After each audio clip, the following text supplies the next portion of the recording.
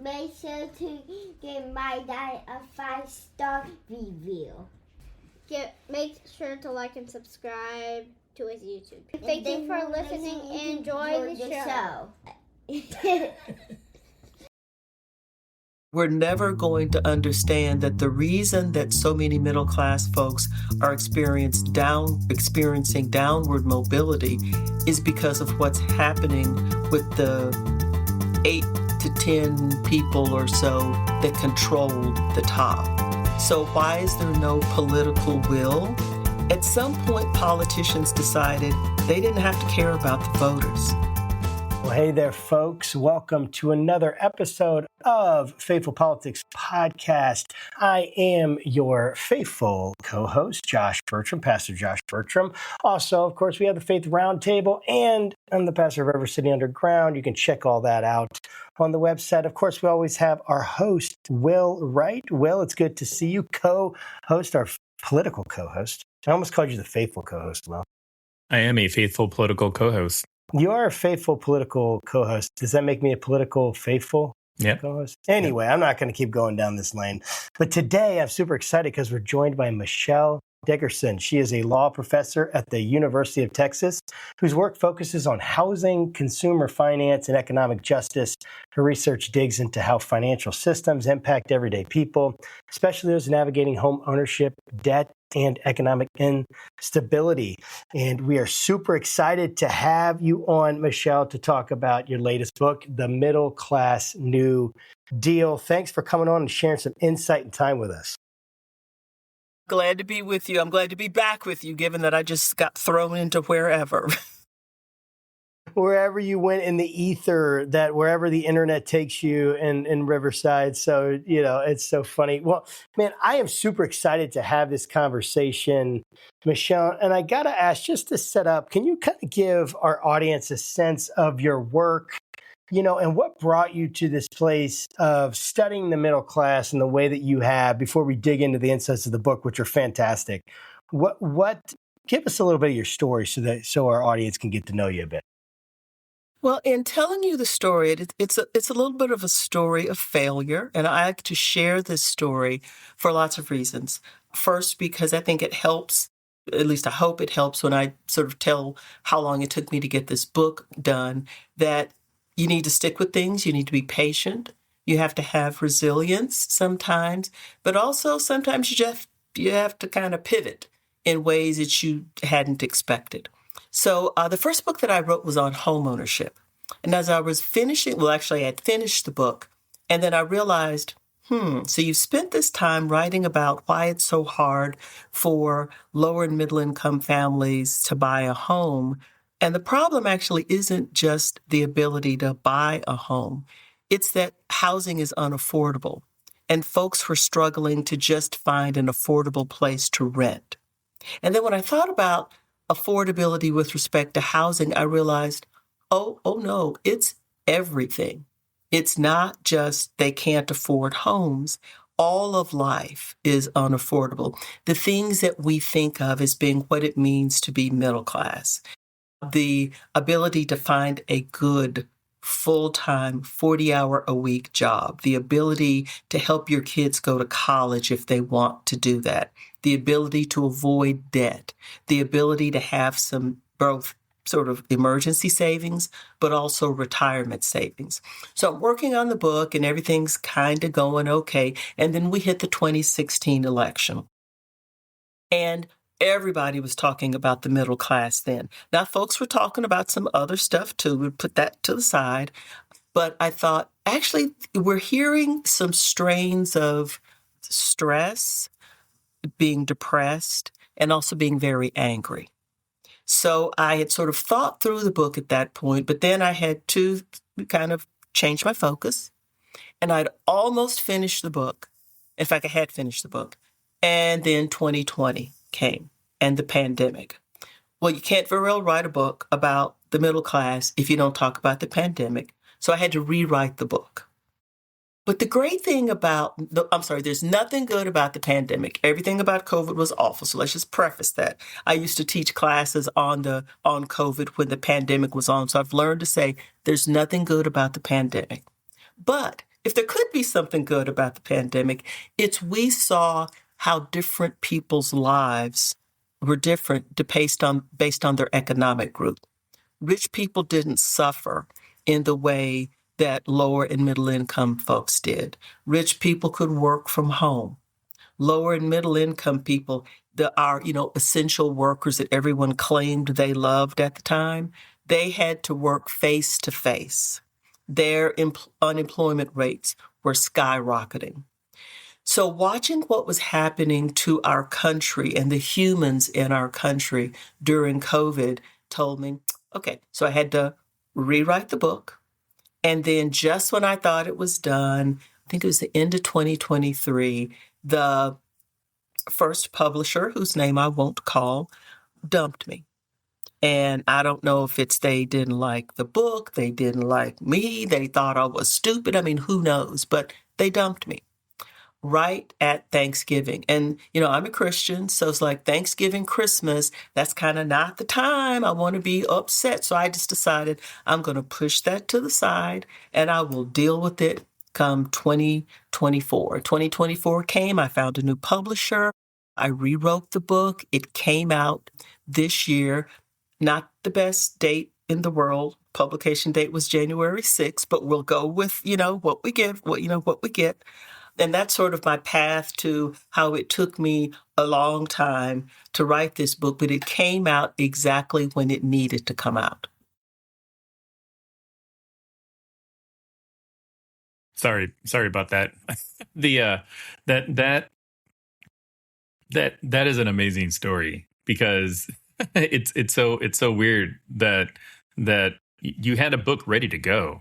I mean, like years ago, and it didn't come out when it was supposed to, and it came out now. And now, like, I mean, just this morning I watched you on The Daily Show, so it's like that's cool, like. Yeah. That's super cool, by the way. It must mean something, but I want to get to your book and sort of like the meaning behind it. So you wrote a book. It is about middle class New Deal. When you talk about the middle class, like who exactly are we talking about?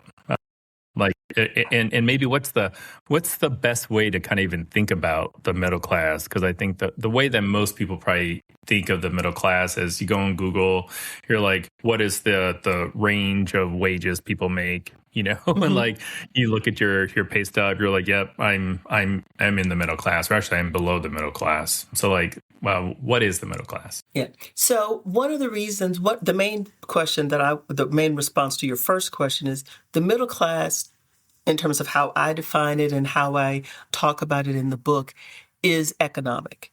It is not a psychological or an emotional feeling. Because when you talk to people who are just above the poverty level in this country and people who are literally millionaires, they feel middle class. They self-identify as being middle class. And because the middle class in this country has always been the norm. And we talk about middle class values. We talk about a middle class way of being.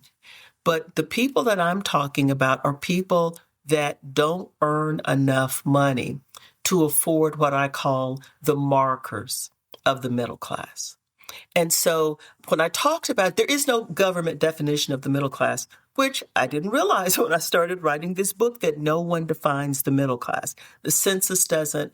The government will say when you make too much money to get government assistance, but they don't say when you become too rich not to be called middle class. So the definition I landed on in the book is actually the one that colleges and universities use when they decide whether or not a family is entitled or a student is entitled to either reduced tuition or no tuition. So the band is, roughly for Texas, our program, I think it's a family that earns less than $100,000 a year gets free tuition. And a family that earns, I want to say less than 125, although I may have the numbers off slightly, gets reduced tuition. The reason I landed on that number is, the candid reason is I got sick of arguing with people over what the middle class is.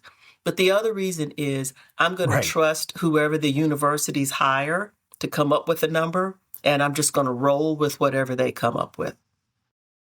I mean, I love that. That's a very practical way of just moving forward and saying, okay, hey, let's just get an operational definition here. Exactly. And, I do hear that, right? And it's interesting, even as you're saying, like, what is it about the middle class that everyone like idolizes, right? And maybe you can kind of, we'll bring that out as we're going through the argument of your book. But I'd love you to kind of explain, maybe in the clearest terms that you can muster right now in this moment, like, what's the central argument of the book that you want people to see, like, hey, if they don't understand this part of the argument, then the rest of the argument breaks down, essentially. They have to understand this essential. Yeah. They have to understand that the middle class in America was created because of choices and policies that political leaders enacted after the New Deal and World War II. And this was just created. It was created. It didn't just like out of arise. They did create it they created it with policies. They did things like, we think it's probably a good idea with all of these returning, and I'll say servicemen. Obviously, there were some women, but it was mostly men. When all of these servicemen came back to this country, we need to make sure that there's like a better life for them, because we don't want to go back into a depression. And more importantly, at that time, unlike now, we actually valued humans that did things like buy homes. So when you think of what happened after the New Deal, people were able to buy new homes because they could get a 15 to 30-year mortgage. That product did not exist until federal leaders decided to allow banks to offer it. They insured those loans. Well, if you don't give banks a reason to lend, and if you don't give them some sort of a guarantee that they'll be repaid, then they're not going to loan folks money so that they can buy a home. The GI Bill allowed people to come back, either go to a 4-year college or get some sort of post-high school training so that they could get a good job. So we created, now there were other things that existed at the time, like we had a robust manufacturing economy, which we don't have now. But federal leaders, I won't even say federal, state, local, and federal leaders all decided we've got to do something to keep our country economically stable. We don't want to go back to a depression. So it wasn't an accident, it was intentional. Got it. So whenever there's like, especially during that period of time, any large scale government policy, legislation, whatever that ostensibly gives, disadvantaged people money, like we can interpret that in today's modern context and probably immediately go to, whoever the poor, the minorities are of our community, whatnot. But I'd imagine back in those days, it like if you're thinking about the poor and like the disadvantaged, you're not thinking about Black people. You're right. Probably thinking about like very, impoverished white folk or whatnot. So like how much is sort of racism at play with kind of like the development of the middle class, in your opinion? Yeah. So at the time, federal leaders, and I'll just focus on the federal leaders right now, were creating the middle class. Racism and discrimination were legal in this country. And so we are, thank goodness, under a totally different environment now. But until we had the Civil Rights Acts that were passed, it was perfectly legal to say, this bank is not going to loan to a Black person. This, I'll call it the real estate industrial complex, are going to engage in redlining, to say that if you try to buy a home in a certain part of a city, we're going to deem that neighborhood to be dangerous. All of the neighborhoods that were deemed to be dangerous and coded red were low income, and all Black neighborhoods were deemed to be dangerous. So you're absolutely right. At that time, the federal government did little, I would say did nothing, but we'll just, can't say that there might have been a little bit of thing that I don't know about, but they did very little to help create a Black middle class, because they could, and they did, legally discriminate against Black folks that were trying to become and remain middle class. And back to Josh's point earlier, the other thing I want people to get from the book is to keep asking yourself, why is it so hard to become middle class? And why is it so hard to remain middle class? Because that's what we're seeing, I think, now with people struggling and stressed and depressed. Yeah, and you're essentially arguing that the middle class was built, right? That's what you're saying. It was built. It's intentional. Mm-hmm. Everyone needs to know that. It's like, so like, I mean, I don't even know if I ever asked the question where the middle class came from, right? I just knew I just called middle class right now. We're called middle class. We're middle class. Okay. And it's like, okay, well, that's cool. But then this reality, like, oh, these actually came from policies that were put in place that created incentives, right? That restructured incentives because of the backing of the government that came from, my guess, especially, right, the wealth and the dominance and hegemony produced by World War II and for America as a whole, even though, specific segments of our population, right, i.e., of course, the Black population was not given the full advantage of what had come in, right, from that hegemony and from that wealth that was produced. And, so it's not something that was discovered, naturally produced necessarily. So, but why people keep using it though, right? As the way we kind of think about middle class, I kind of would hear this growing up. Well, if they worked harder, if they made better choices, if they took some personal responsibility, then they can get middle class. Yeah. But you're saying that is incomplete. So why is that incomplete? So if you work harder, let's focus on the work harder part. And this is the reason that Gen Z, Gen Z hates boomers, right? Because boomers always say, if you just work hard, you'd be fine. And Gen Z's response is, okay, when you graduate, or my response for Gen Z is, when you graduated from college, or when you graduated from high school, if you didn't go to college, what kind of jobs were available for you? So if you graduated from college in the 1960s, 70s, 80s, and maybe early 90s, the job that you get, you would call a job. When young people are graduating from college now, they have to quantify the job. It's a full-time job, or it's a job, but it only lasts for a year, but we're hoping that they're then going to be able to pick it up. Or it's my favorite, it's an internship, and then you find out it's an unpaid internship. But if you don't take that unpaid internship, you're not going to be positioned to be able to get a full-time job. And so if you work hard, that I totally agree with that.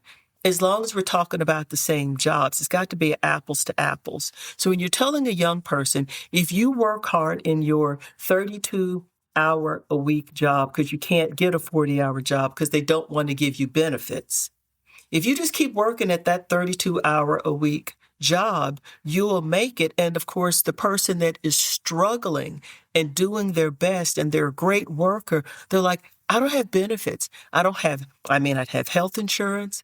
I certainly don't have a pension. So who are you to tell me that all I have to do is work hard when the full-time high-wage manufacturing job that you may have had when you came out of college or even high school, those don't exist anymore. The second part is the choices. They're just making bad choices. I personally have never had avocado toast. I almost want to go and have it because I hear people criticize so much about the whole avocado toast thing, right? Love avocado toast. I don't.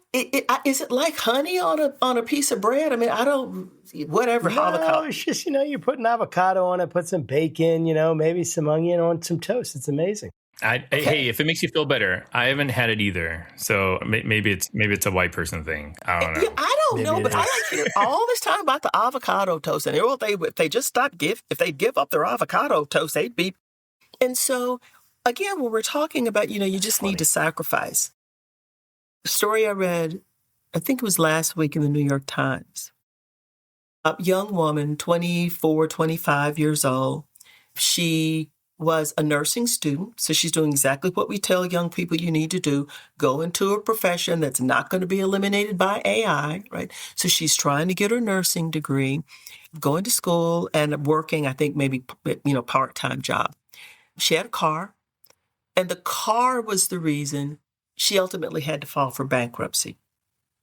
Now, her expenses were the car, insurance on the car, and maintenance for the car. The car was not a Lamborghini. It wasn't a Benz. It wasn't a BMW. It was a Kia. So the idea that you can no longer, as a young person, afford a Kia sort of blows apart the myth that they're trying to live these lavish, avocado toast fueled lives. All she was trying to do was to go to school to improve her lot in life so that she could become economically stable. But the cost associated with a Kia caused her to have to file for bankruptcy. So yeah, I'm sorry. Go ahead. I was just saying, so I struggle now when I hear people, and part of it is because I have a 22 and 25-year-old sons, and I teach law students, and I spend a lot of time with undergraduates because I spend a lot of time in the athletic space at Texas. So I'm just not real sympathetic when I hear people say, work for me. It could work for you if you only fill in the blanks, because those blanks look very different now than they did, 30, 40 years ago. Yeah, I can relate with the nursing student, because when I was in college, I had a little small pickup truck. It was repossessed like 3 times. It's like I just couldn't afford my car payments. And I can't remember if you had to have car insurance at the time, but I'm pretty sure I didn't have it as a college student. And I don't necessarily expect it to be any better today. So like when you think about the middle class, like how do you escape the middle class? Is that something that you find people are looking to do, like to actually have that upward mobility? And then what's the hesitation that you're seeing from not wanting to change the system to to like help the middle class? So I think a lot of middle class folks now would be perfectly happy to die middle class, because the fear is that downward mobility is the only mobility that they're going to experience in life. And so although everyone always, I think as a nation, we strive, we work hard, we always want to do better. But given where we are right now, I think people would be perfectly happy if they could stay in place and not tumble out of the middle class. And, one of the things that, I said on the Daily Show that you two mentioned earlier, if we look horizontally and attack each other, we're never going to understand that the reason that so many middle class folks are experiencing downward mobility is because of what's happening with the 8 to 10 people or so that control the top. So why is there no political will? At some point, politicians decided they didn't have to care about the voters. I mean, it's striking to me because, again, when it takes you more than a decade to write a book, I've read a lot of congressional testimony. And they always bring in people, not anymore, but they used to bring in people to talk about what's wrong with the middle class. What can we do to save the middle class? And we had hearing after hearing, and people kept saying the same things over and over. And then I realized, oh, you all don't actually care about doing anything to save the middle class. You just want to bring them in so you can pretend like you care about them, but you're going to keep voting in ways that make really clear you don't care anything about the middle class. I absolutely agree. I think it's so clear that our politicians don't care about us right now. It just seems to me that I don't feel listened to by any politician right now. And I haven't felt listened to in quite some time by a politician. And I don't know what that means, because we need a government. Mm-hmm. I'm a firm believer in government, and we need good people in government. And I don't have any interest in going into the government. It's like, it sounds like a nightmare to me. And it's like, but then who takes over, right? I'm not saying I'm like the person to take over, but it's like, when the idea is that when good men don't want to do it, or good people don't want to, women and men don't want to be involved, right? Like, because it's a nasty business, then who does get involved? Well, nasty people that Mm-hmm. don't care. And then they have power and the purse strings and the weapons, right? And things like that the government brings, and the coercive power of that government. And, it's like, I guess I want to bring this even closer to home, because I think that you've already done that, but I think that the argument is really effective. Like, to me, when you're talking about education, work, housing, debt, savings, like, you don't treat them as separate issues. You actually treat them as interconnected things. And I would love for you to kind of talk about that. Like, what is the connection between these things? Education, work, housing, debt, savings. You don't have to name all those things, but just kind of that idea of like, what is the interconnection there in terms of creating the middle class, and what's happening to these things? So I'll start with education, but I'll start with K-12 education. So although each state in the United States guarantees that children are entitled to a free public education, the type of education you get, even we'll just assume everyone's going to a public school, so we'll put the privates to the side. Even if you are going to a public school, you get a radically different type of education, both in the building and, more importantly, outside of the building, if you are rich and if you were not rich. We saw that a little bit during COVID.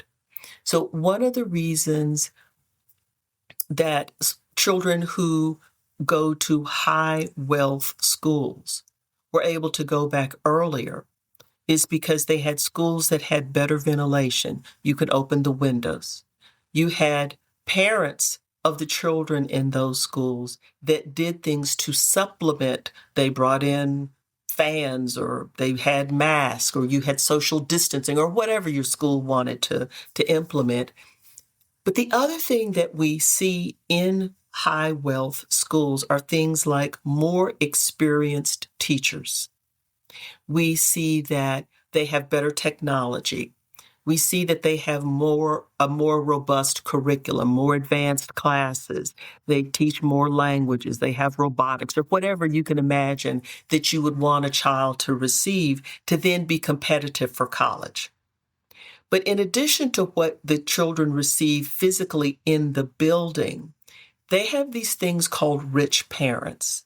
And there is nothing more formidable than parents who are determined to do the best thing for their children. I don't say that in a negative way. That's just the way it is.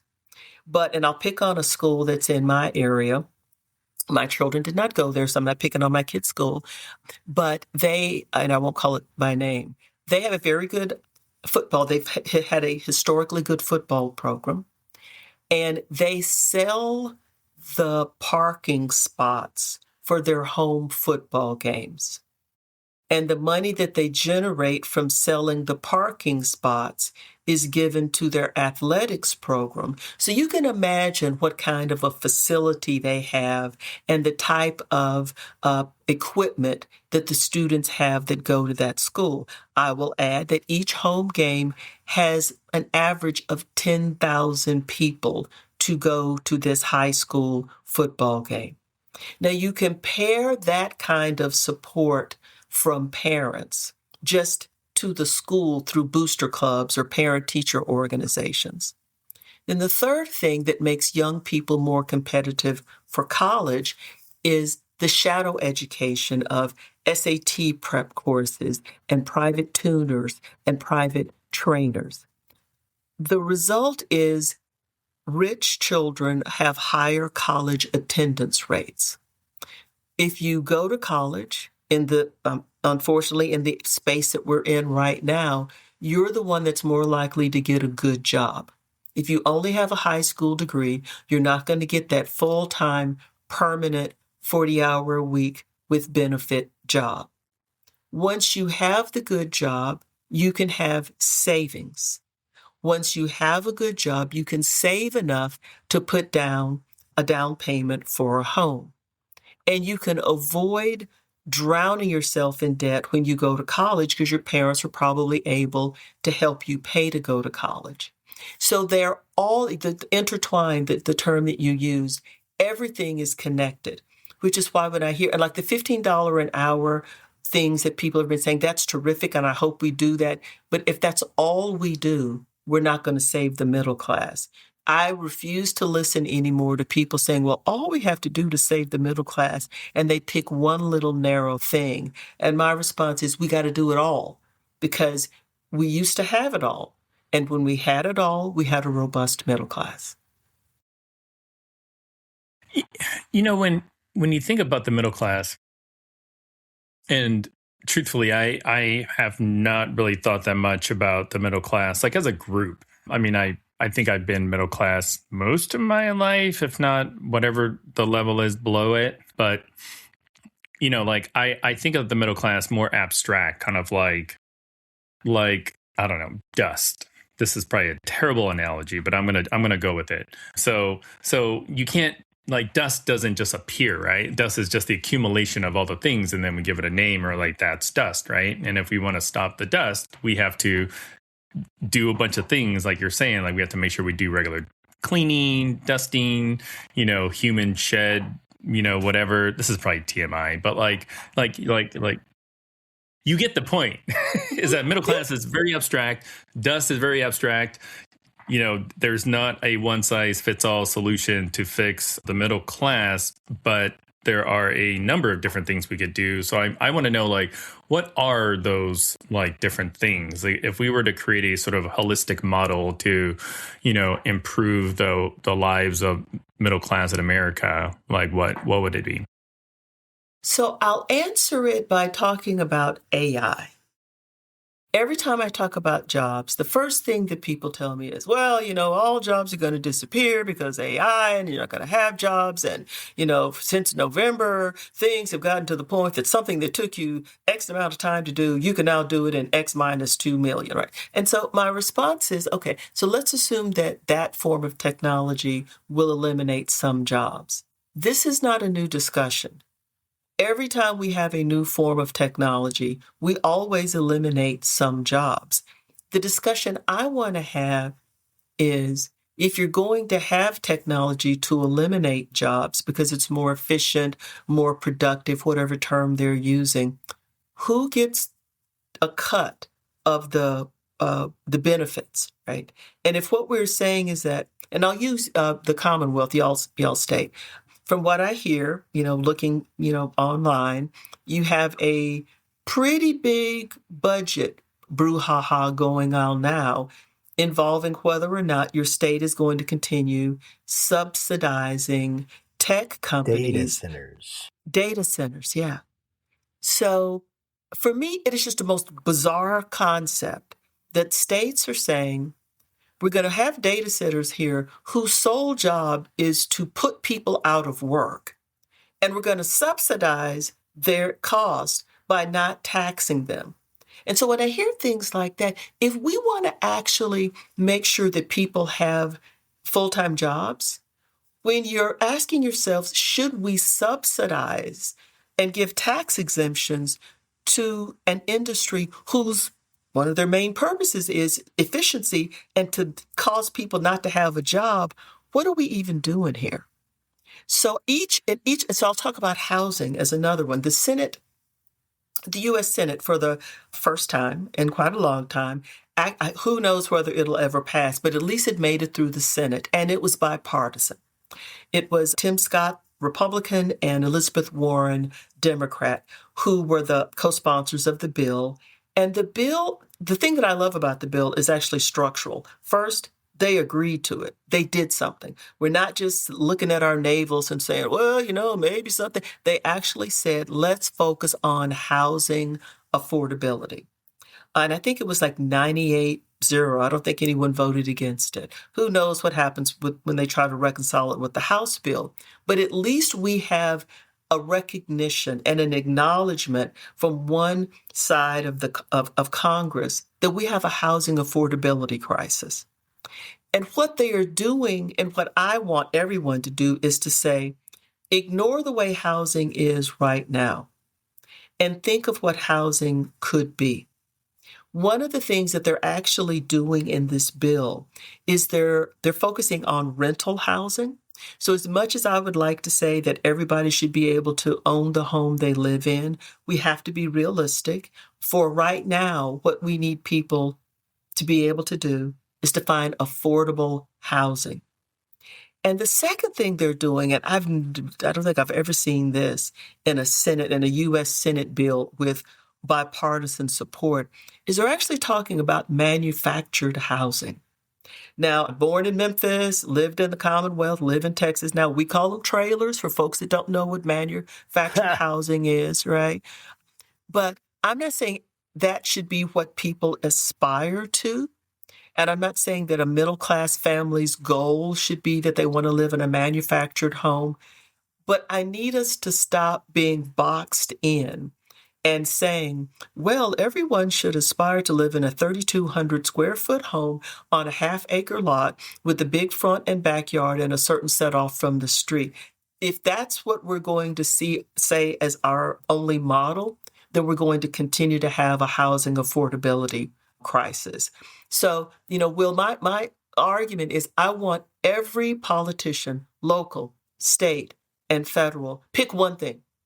I don't care which thing you pick. If your thing is education, K-12, you go with that. If you don't care about K-12 and you want to focus on college affordability, go with that. But pick one thing. And when you're focusing in on that one thing, ask, what can we do? What can we add? What can we change? What can we modify to make life better for people in this country who want to become and remain middle class? Yeah, I really, it's very compelling, your argument. And it's not just diagnostic, obviously, like you're saying, and like you just mentioned with Washington and the congressional hearings you've gone through, and the need for policy and law and legislation on this, because it was a political solution that essentially created the middle class, right? A set of policies. So idea, if that's the set of policies that created the middle class, then it has to be sustained or renewed or whatever it is, so that the middle class can continue to exist in the way that we've conceptualized it, I guess, or even probably even in a better way, right? It's kind of what you're arguing. And if the government's going to play a central role in rebuilding it now, and I know we've been kind of talking about this, but I would love to, like, what kind of public imagination is required for us, and what is the government, like, what should they do in terms of, like, what would a New Deal look like around all of these things, right? And we haven't even really touched on debt very much, the debt crisis that we have. But what would the New Deal look like? How could government do that in the fear of too much government? How do you respond to the fear of too much government? So I'll answer that part first, and then I want to go back to, not only did policies create the middle class, policies have also killed the middle class. And so when I often talk about the book, I'll get we don't want the government, we don't want big government. And my view is, well, big government's already involved. It's who they're choosing to help that we need to focus on. So the Commonwealth of Virginia wants to seem to help, data centers. I would suggest maybe you'd want to help the middle class people that live in the Commonwealth. One thing that the government did in I think it was the early 1980s, was the government decided that they were going to allow more choice. So the reason people don't have stable retirement anymore is because we've shifted from a model where it was called a defined benefit plan. Most people would just think of it in terms of a pension. My guess is none of the three of us and most of the people that are listening to us do not have a pension.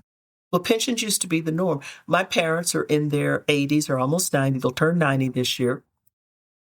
God willing, they'll turn 90 this year. And they are in a retirement community. They get 4 deposits every month. Social Security, pension, and pension, because they're retired teachers and educators. When the federal government decided to change tax laws to make it more advantageous to businesses not to care about the retirement security of their retired workers, we ended up with the alphabet soup of defined contribution, 401c, 403b, and all of these other things that shifted the risk of retirement security to workers. And so when people, and I hear it, quite a lot, people will say, why do we want to think the government should be involved? And my response is, because they've always been involved. The difference is over the last 50 years, they've shifted from caring about human beings, from caring about workers, from caring specifically about the middle class, to only caring about businesses and caring about rich people. So I'm not asking them to become more involved than they already are. I just want them to shift their focus and care about normal human. They just wake up every day, they work hard, and they're wondering why they can't get ahead. I'm curious about like trickle down economics. I was just a young toddler or whatever when Reagan was president. But growing up, I've heard this term over and over again. And in Trump's second term, he passed the One Big Beautiful Bill, which was supposed to have a bunch of tax cuts. And we heard this term again, trickle down economics. And I don't really understand what it is, but I think just sort of broadly speaking, my understanding is you make the people really rich at the top, and we us little middle class people will receive the crumbs, which will fill our pockets. Crumbs from the table. Yeah. Is trickle down economics a solution to kind of help the middle class? It hasn't worked. It didn't work in the 80s. It's not working now. What we have is a trickle up economy. And the reason I believe we're having a trickle-up economy is because we have people, productivity with workers is stronger now than it's ever been. So this notion that, workers are lazy, well, the reason that capital deserves to get everything is because workers aren't doing much. In fact, they are. We'll use an example. Amazon is a very productive company. It, generates significant, extraordinary revenues for the owners. It is a profitable company. But when the person shows up at your house in a blue jacket and leaves a package for you, it is more likely than not that that person is not employed by Amazon. The person is more likely employed by a delivery service provider, and they are a part-time worker for this delivery service provider. They don't receive Amazon benefits. They don't receive a paycheck from Amazon. So when we're looking at the productivity of an Amazon, they are being productive off the back of independent contractors, temporary part-time workers who do a fantastic job. People love Amazon. Well, not everybody, but most people love Amazon. You need something tomorrow. You don't feel like you want to have to go out and find it. You go on Amazon, a couple of clicks, and that thing is dropped on your front porch the next day. But all of the hard work of human beings that are working, their labor and the productivity of their labor is trickling up. Trickle down just isn't working. And it doesn't have to work because the people at the top are not required to share any of the wealth, the enormous wealth that they've been getting, certainly for the last 20, 30 years. Yeah, and it has been absolutely enormous, hasn't it? I mean, Yeah. just the massive amounts of wealth that I'm guessing fractions of which could probably, distributed could solve enormous problems that people are facing, that people in desperate poverty, not only in America, right, but around the world, which we've cut under this administration, so much of that, if not all of it. I don't know. But I know we've cut a lot. And it's like almost like there's a moral deception here. Like, that we praise hard work, we talk about hard work, we say building up by your bootstraps, but then we also dismantle and criticize the institutions that make hard work actually do something, produce something. Is that a fair way to put that? Yeah. Or how would you put that? No, we dismantle the institutions that make hard work, right? And so if you have a workforce that doesn't pay people decent wages have been largely stagnant for lower and middle income workers since the 80s. I mean, has it increased somewhat? Yes. And for the lowest wage workers, it actually increased quite a bit during COVID because there were so many labor shortages. But if you look at the amount of wealth at the top 1% or even the top 20%, and you compare what they have been earning relative to the bottom 80%, it's upsetting, it's disgusting, it's sinful, whatever term you want to use, but it's just not right. And one of the things, every time someone talks to me about, the pull yourself up by the bootstrap thing, my response is, well, first you have to have boots, right?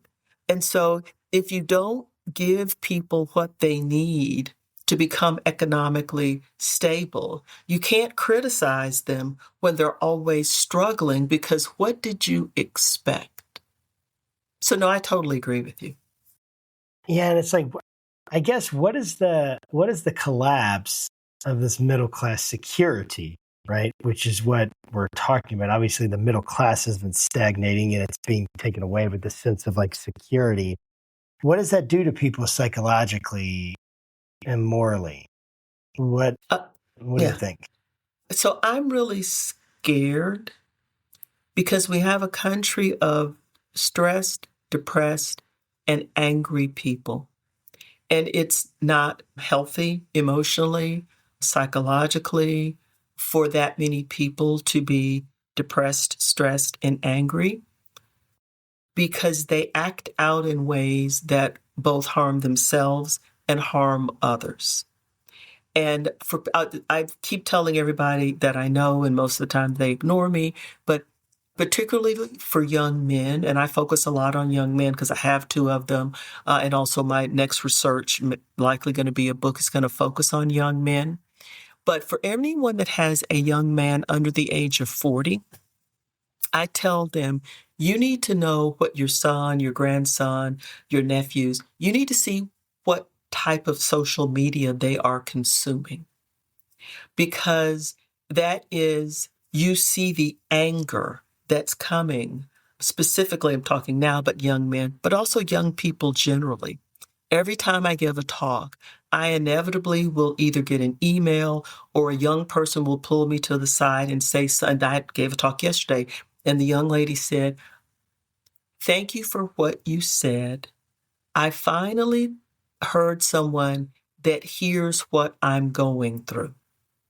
So the fact that young people are walking around thinking that no one cares about them, that everyone is judging them, that everyone is telling them that it's their fault that they can't get a good job, that it's their fault that they can't move out of their parents' house, that it's their fault that they don't have savings, that it's their fault that they have to use payday loans to pay for things that 50 years, well, first, payday loans didn't exist 50 years ago, but you have to use a payday loan to pay for things that everybody else would have just taken it out of your savings to pay for.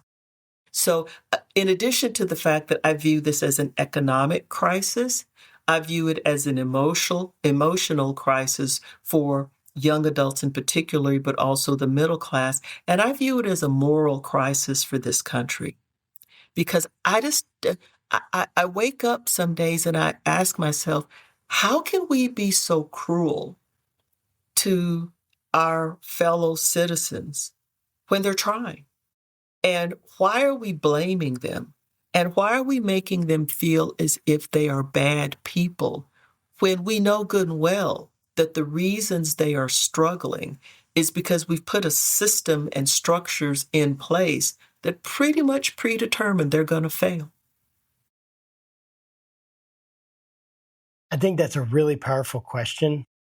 And, I would love to, I think I know where this is going. And just two really questions that are kind of two parts of the same coin, or two sides, I guess. The first is, what happens if we don't do anything to the next, like what happens to the middle class? My son's 12. What happens to him in the middle class in 20 years, 10 to 20 years? And again, just what gives you hope maybe on the other side of that we can achieve what we want? If nothing changes, I don't think the America that we have right now will exist. There is a level of pent-up anger, and if the pent-up anger ever comes out, I think we're sort of facing a reckoning that most people in this country aren't prepared for. This notion that we're going to eliminate all jobs and we really don't need people to work, my response is, what are they supposed to do?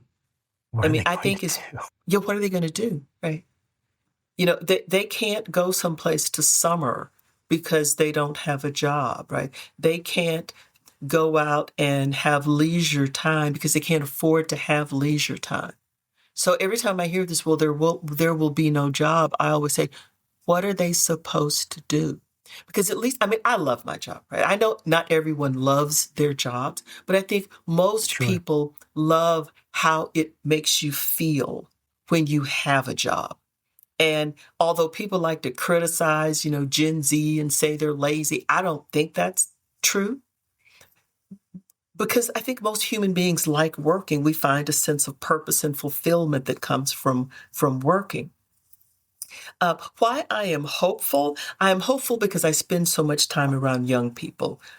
And they have really helped me grow as I've been writing this book, because I have shifted from what I thought was going on to sort of, open up your eyes. Oh, that's the reason that this is happening. So when people are saying, young men, they just won't move out of their parents' home. Well, the reason they can't move out of their parents' home is because they can't afford to. So it's not that they're a bunch of bums and they just want to live in their mama's basement. If they can't find a job that pays them enough to be able to pay the rent, well, yeah, they're still going to be living in their parents' homes. So one of the things that when I've taught classes courses at the law school on the middle class, students are very clear. So young people are very clear what they want. They are not looking for, a lavish lifestyle. Right? We'll go back to the avocado toast, right? They are not looking to be able to eat avocado toast every morning for breakfast. They would like to not say, am I going to put gas in my car or am I going to eat today? Right. And I think that they are going to demand things from our political leaders that people in other generations didn't necessarily feel the need to demand because they were doing okay. We look at some of the election results that have been shocking. I'll use the example. I don't understand New York politics. I'm not a New Yorker. I've never lived in New York. But the fact that the mayor of New York is someone that nobody in this country would have guessed a year ago should tell you that something is going on in this country. And his platform included a heavy emphasis on affordable housing. So to the extent that we have political leaders that understand that The people that you care about, the older people with wealth, with every passing day, there are fewer of them, and there are more younger people who are going to demand that you do things like help me find an affordable home, help me be able to go to college and not drown myself in debt, help me be able to have some kind of retirement security. So young people, they bring me hope because I think that they're going to keep telling their parents, their grandparents, and our political leaders that they're not going to accept what we are doing to them, in my mind, for no reason other than just pure greed and selfishness.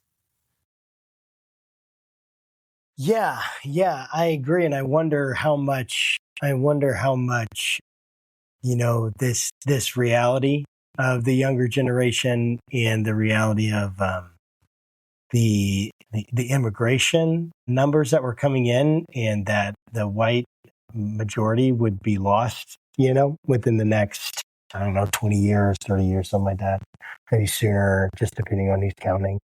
But I just wonder, obviously, maybe it's not even wondering, but how much that's pushing the Trump administration, the things that they're doing, the things that, the 100 million deportations that the DHS has put out, like 100 million, that's a third of the country, And my guess is they're not going to export the high class, right? The elite and the rich, right? It's the lower classes that they want to get rid of. And I don't know. It's awful. And I think we need to do everything we can to kind of figure out a way to move forward. And that's what we're trying to do. And I appreciate it, Mechele, so much for coming on, sharing your perspective with us. How can people connect to you and anything that you would present to them to get involved with your work or with the book or anything like that? Yeah, I can be found on Twitter, X, I still call it Twitter. I'm also on Blue Sky. If they're interested in buying the book, The Middle Class New Deal, they can get it either through your independent bookstores or you can get it on Amazon if you want to do that. But the main thing that I tell young people that I talk to all the time is keep talking, keep fussing, keep squawking, but more importantly, vote. You've got to vote. If you're not going to vote, then I don't want to hear you complaining about how horrible our political leaders are, because if you're not willing to go out there and work for your candidate, and my view is I want them to become single issue voters, right? If housing is your thing, don't vote for anybody whose platform doesn't include affordable housing. If college affordability is your thing, don't vote for anybody unless they are prepared to do what you think needs to be done. But you've got to remain politically active and engaged, even though I think some forces are out there hoping that they can suppress their vote and not let them get out to the polls. Yeah. I hear you on that. Well, thank you so much for being here, Mechele. It's an absolute pleasure to have you on the program. Thank you for having me. I've loved chatting with you, notwithstanding getting, thrown into the wherever at the beginning.